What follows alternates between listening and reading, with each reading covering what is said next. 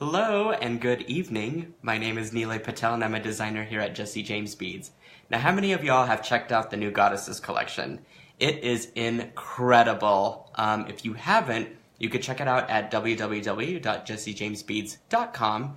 And if you have, you know what how excited, how I'm just elated about this collection. I think it's so beautiful. The textures and the colors and shapes that they put together for those beads is awesome. If you're unfamiliar with it, they have actually picked out 3 regions: the Hindu, Nordic, and Egyptian goddesses of those regions and religions and cultures, all the above.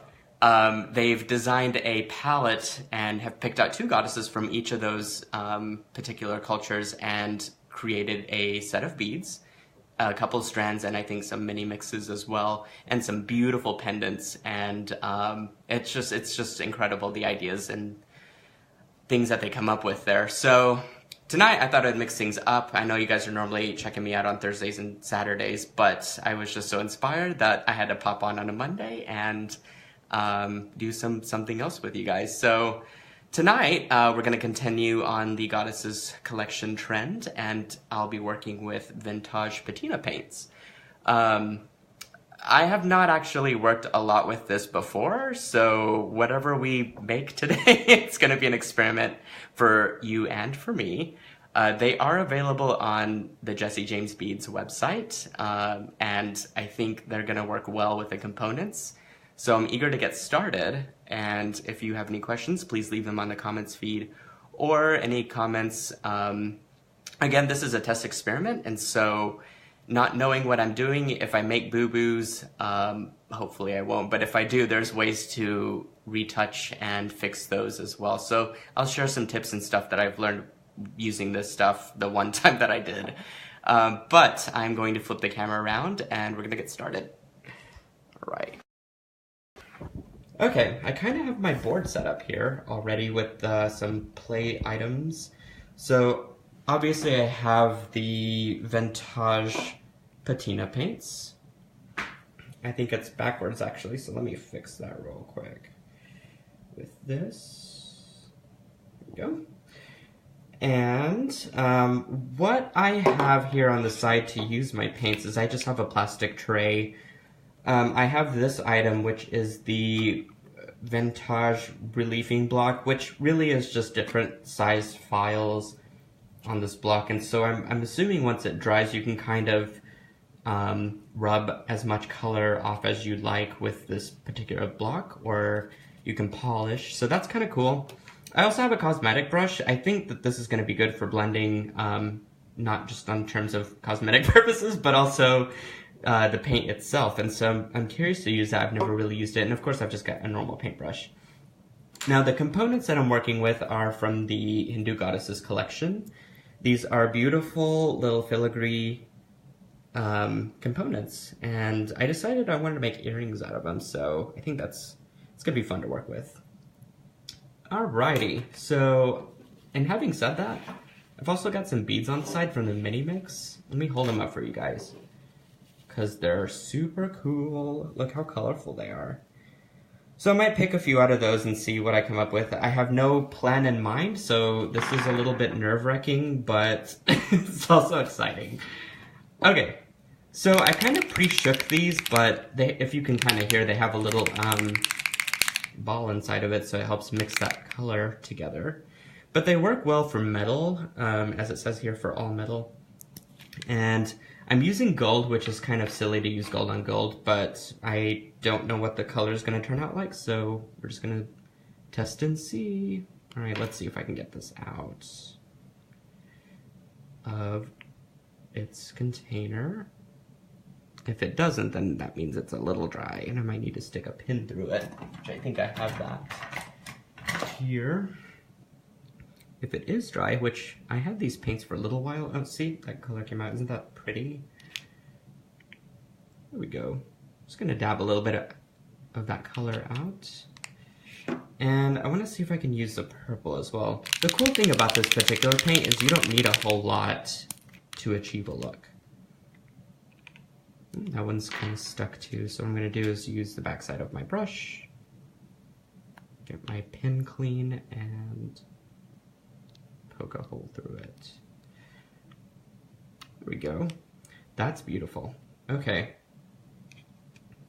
Not having a plan in mind, I think I kind of want to start from the center with the color and work my way out, kind of like a starburst. So I think I'm going to use my brush here again, and let's see if I just dab a little bit of that. And start to, it's pretty opaque, which is cool. Oh, wow, look at that. Gives me a beautiful color. So as you can see, it's pretty fast the way that it works. I don't know if I can focus here. There we go. Pretty opaque. And again, I guess I could use the backside of my brush to kind of take off some of it. And I think it just takes a few minutes for it to dry as well. But let's see if I tune into the gold. That's pretty too. So I can have those kind of maybe graduate a little bit. That's so pretty. I love that. So then I can dab that area and kind of have it graduate into that gold. So fun and easy. Okay, I think I can do this without screwing up.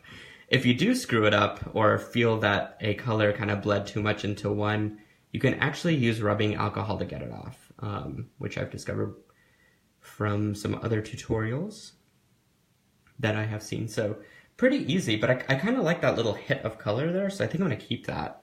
And I might put some beads over it to kind of give another layered effect. So, okay, we can try this again with this.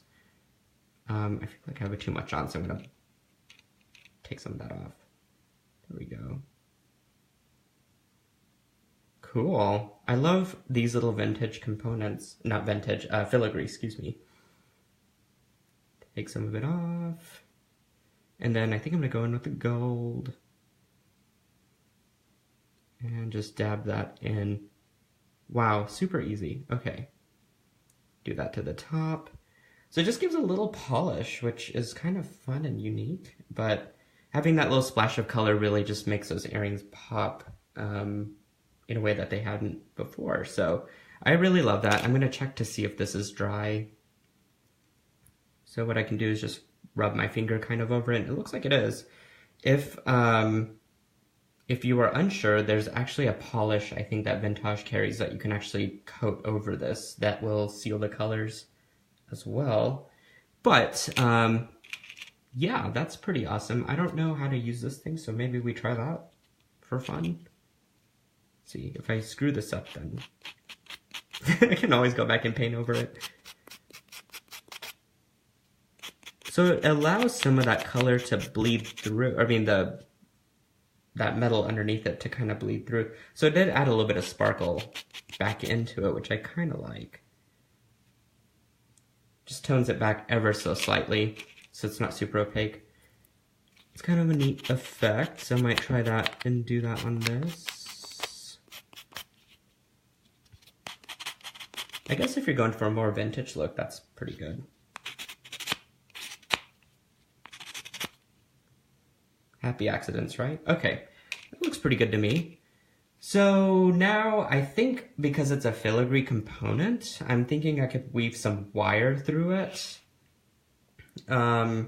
So let's see, I'm going to use my Parawire 26 gauge, this thin wire here, and I think what I could do is maybe, like, let's feed it through the center. Let's put a bead in the middle, just for kicks, see how that looks. So what I'm impressed with this paint so far is that it dried quickly, which I like because I can continue to assemble my earring pretty quickly. Okay. I think what I want to do is pick out some beads from here. Maybe this orange, because it kind of goes well with the purple, maybe. It might be a bit too bright. This orange seems to work. So what if I crossed my beads over inside of it, huh? Maybe? I don't know. I'm just making this stuff up as I go along. Okay, so if I crisscross those, I like using this thin wire because it is easy to weave with, I will say. So what if I just did that and like tied it in? Like, would that work? I think that could work. It's kind of cool. It's like if you hang your earring, then it's just kind of there, right? Like a little sparkle. Let's try that. So it didn't come all the way through, so what I'm gonna do is grab this and just pull. Okay. Now I think I'll go back in and maybe not tie, but I might tuck it in on the back side. That way you don't really see it. Now you could color the back. I didn't even think about that, but maybe just a solid gold to kind of give it that tone back in. But I don't know, I'm kind of digging this, the way it looks. Okay, let's tuck that guy back in. There we go. Now you could get crazy and do like a series of beads, which I might do post video to like add some extra embellishment. Just because I can, right? There we go. Okay, so I think I'm gonna tuck this, or cut it. I'm gonna cut it and tuck it in.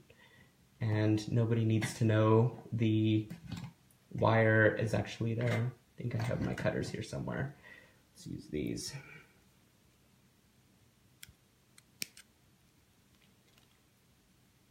There we go.